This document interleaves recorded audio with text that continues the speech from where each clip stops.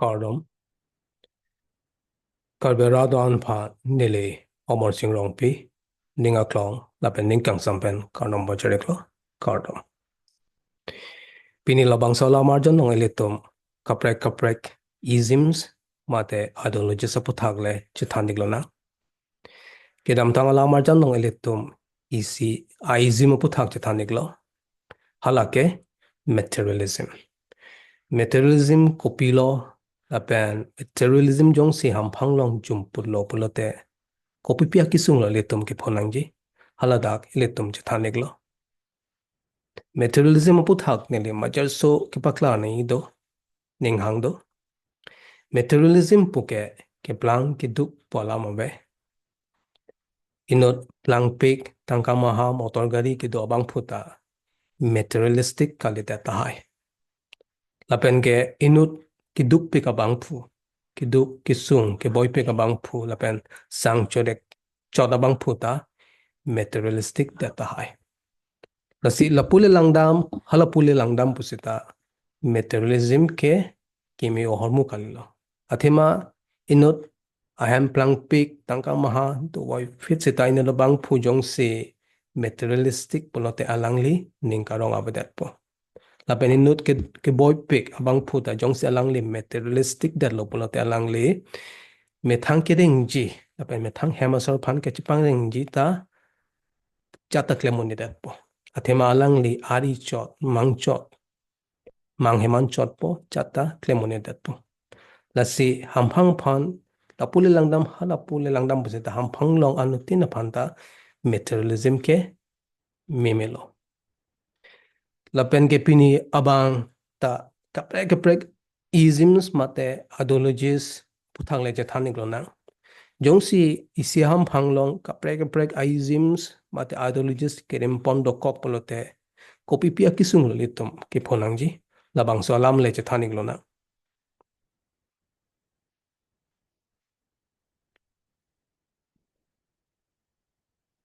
Ahok pet bang ke akisung bang elitum poet lo kacherop tok kabe joni silitum chinin de tahai lo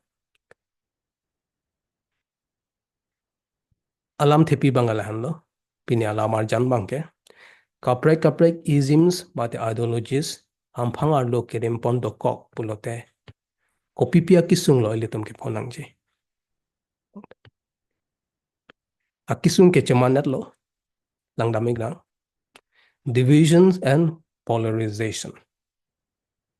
hampang long keche bhag kache thak do kok athema kaprek isms do koglo polote munidatum kache ton abedat po chi ton uni lo lake lapen isms kache prek ajone munitum do rapedun dat po inol bang ha nichi inol bang ha ni rep lason si do kok po kai kita do rapedun do uni dat po kache bhag kache thak do kok po athema pethe long kaprek isms do lapen lahai isms ayak tumangke opposing pek cheton tipik to rapet kakida do rapet unelo steli tum chethanik nang isms kopilo isms polute lake isia kamatha lake isia porohut kulkimolong lang namlo polute isia porohut elong adim lapen isia tomon ahutsi keplang isia social condition hutsi keplang jade ism dang halas hut pini tomon langno do koklo inut matha thek phloda bang phu inut parsik jit ke parsik theka bang matha ke penchong iglo monir tum halas akamatha kroi thiplo lapen chesong lo lapen atomon langno phanta pavirun terlo hala dapangke choklo tibutsana la kali je elitum isaizim hala dak choklo pode kaike ta choklo chokpopone athema isms pormuke munit sik penchong lapen absolute truth kali lake according to time place and circumstance adima teng apora teng lapen atomona teng si isaizim ke ador doi lapen ajor doi chita elitum chini ni perthe ke kaprek jam isibet kali kaprek atomon ke plang dadu Isaism along dim chok pusita kaprek dim bang chok se data hai. Las ism dolo politum kache bhag kache thak ke dovek po labang ke athema lada kache tonte do kok po lasi isi vet dorak petun ni dat po. Lasi mo pen da chethanik lo ajak ism bang ke lapu che tonte pik opposing lasi lada nitum polam ke abedat po munetum nitum pen nang tum polam se do kok po nitum pen hala tum polam se do kok po ilitum tu ke abedat po lada ke itum pen halatum usido kokpo la siladak kachi chal che halapu kamatha pen ilitum kamatha ke chetonti datpo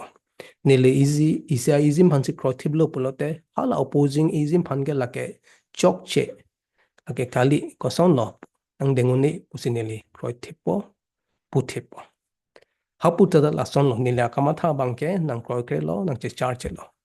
asana joni si munira tum kache bhong kache huri dokokpo lam thama chotagali arenga hu kach pasu datpo. Number 3 bangke lack of unity on common goals. Kimangli isivet pusita kaprek ideologies ke dojoni isivet claim rapet unidatpo kilongji la so common goal la so kimang kipachunji pan claim rapet unidatpo. Editum lapu arbi arjanong langinang muni tum hala phamri thepo phamri ake thepan ki vung ji po seta me thang a bidi pen se ki vung lo chi vung pring lo amat si hala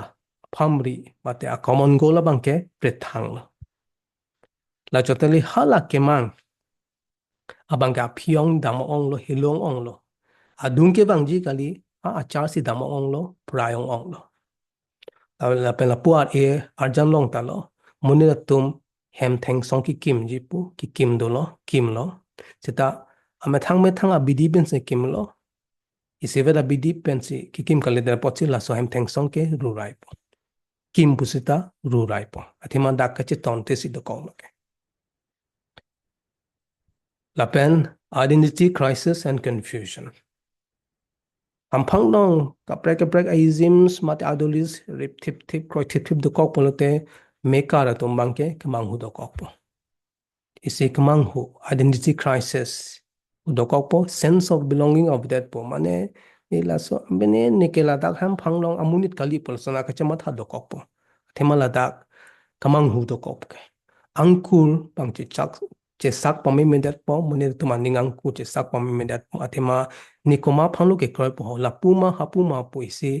confusion kamang hu dokokpo. Number 5 bangke jong se isms bang se kaprek ism ka chapate dokoklo prote isi aizim bang jong si dominant dat lo mate ing tang kring lo polote hala jum hek atuma phan ki jum hek a khei tum phan ke atuma asyang tong phan ke ber thippo mate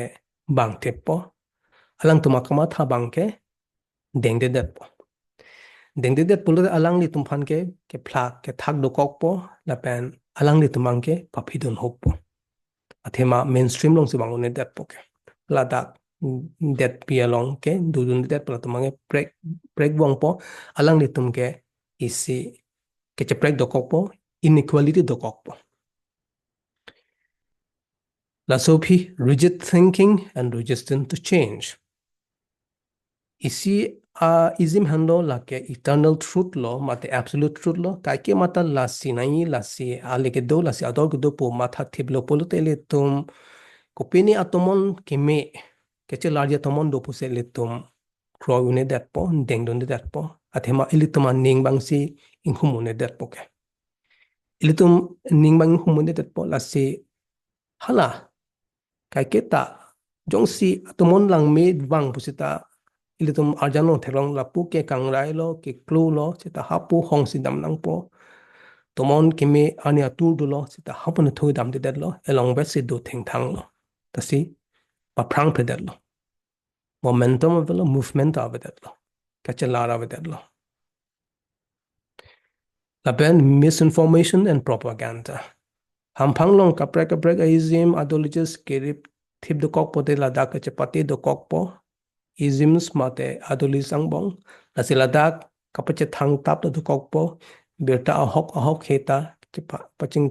pache thang tap do kok po la si muni tumang ke isi karjuta ayak tumunga arju po karjun itumunga arju unidet po ason si isi ke chepati do kok po si ladak ahok ya berta ta hampang nong jumpot po lahan lo akisung jong si le tum kaprek aizims le hampang nong kirim pondo kok po late sita ilitum ningchibini jada ism pate ideology ta absolute truth kali lake kakid ador dover ajor dover po une lake isia por isia dim la so atomona teng bangsi ism ke apply unji lapen ism ke ador do ajor do jongsi ilitum la si kapreka dim kapreka derlong ta isia ism in tangkring pusita muninatum reform lang koklo mate hampang ke mea phan chi o det titilo isa det ke mea phan isa izim phang ta chi o bup titilo lando ilitum ta lason si klem lang ko pojong si ilitum akimesen hampang ma akimesen ji pul ilitum bang labang reform lang ko po mate ilitum chi o nahi pulute chi o lang ko po pur bang tho